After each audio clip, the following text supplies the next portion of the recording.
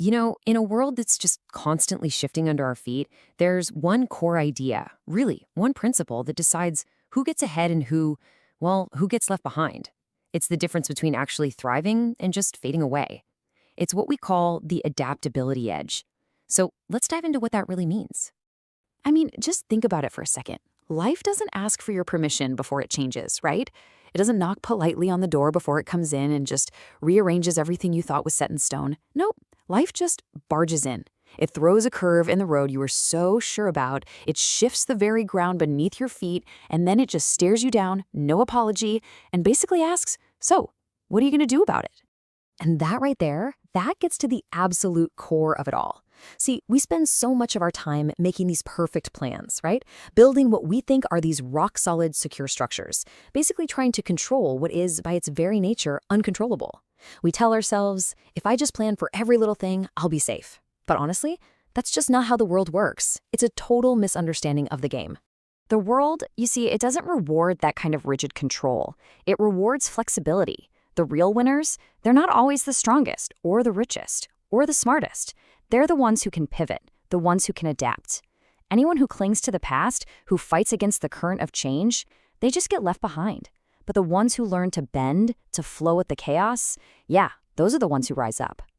And this idea, it's huge. We've all heard that phrase, survival of the fittest, right? But here's the thing a lot of people don't know. Darwin didn't even coin that phrase. A philosopher did.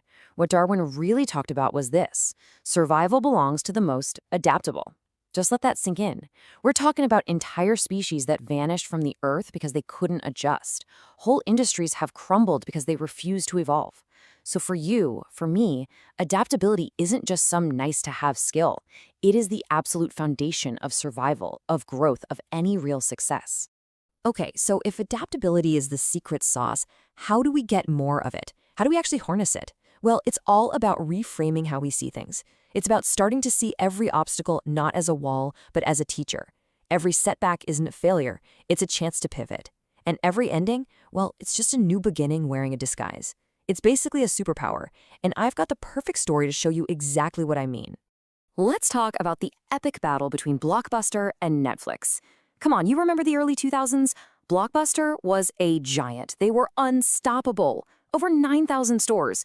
Going to Blockbuster on a Friday night, that was the weekend, right? They were the kings. But the thing is, they were kings of a world that was about to disappear. They just clung so tightly to their brick-and-mortar stores, their late fees, their old way of doing things. And while they were doing that, this tiny little company called Netflix started mailing out DVDs in these little red envelopes.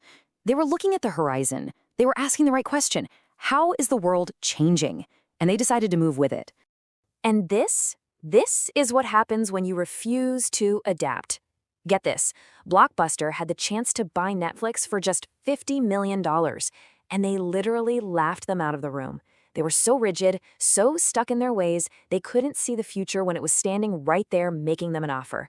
And today, their value is zero, a big fat zero. Now let's look at the other side of that coin. Netflix, they didn't just survive, they became the future. They went from mail-order DVDs to streaming to becoming one of the biggest production studios in the world. They never, ever stopped adapting. I mean, the lesson couldn't be clearer, could it? Blockbuster failed because it was stuck. Netflix won because it was always evolving. So here's the key takeaway. Adaptability isn't just something that happens to you. It's not passive. It is an active force. It means you are not defined by what happens to you. You're defined by how you respond. You're not chained to what you've lost. You are empowered by what you can build next. And when you get this, when you're truly adaptable, the world stops feeling like an enemy and starts feeling like an ally.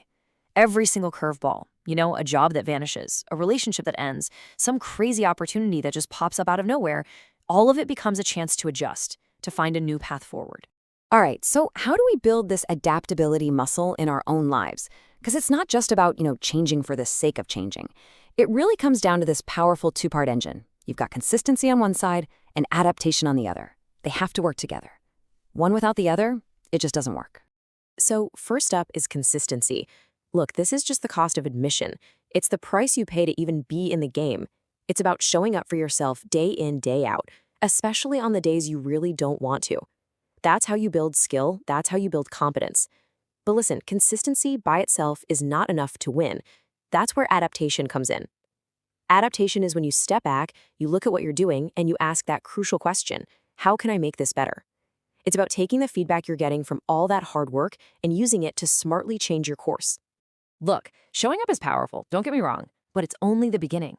The real growth, the magic, it happens when you adjust.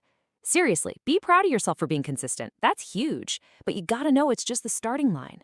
Without that willingness to adapt, you're just, well, that old saying about doing the same thing over and over and expecting a different result. That's what you're doing. You're just spinning your wheels. But when you put the two together, when you show up consistently and you have the courage to look at what you're doing and adjust, man, that is when the whole world opens up. Suddenly, challenges aren't brick walls anymore. They're just puzzles waiting for you to solve them. Okay, let's bring this home now. Let's make this really personal. Because it is so easy to look out at the world and feel like you're the only one just making it up as you go along. I know I used to feel that way. Like I was the only one just winging it, stumbling through, while it seemed like everybody else had this perfect, detailed roadmap for their life. But then you live a little, you learn a little, and you realize something incredibly freeing. Nobody really knows what they're doing. Nobody. We're all just part of this collection of 8 billion souls, each of us trying to figure it all out in the little bit of time we have. And the point of realizing that isn't to knock anyone else's journey, not at all. It's about giving yourself permission to finally, truly start your own. And this, right here, might be the most important thing to get. Life is not a paint-by-number set. There isn't some pre-drawn outline where you just fill in the correct colors. No, it's a blank canvas. The entire universe has conspired to place you, exactly as you are, right here, right now. Your history, the way you see the world, your scars, your gifts. Nobody else on this planet has that exact combination. So the question isn't, what's the right thing to do?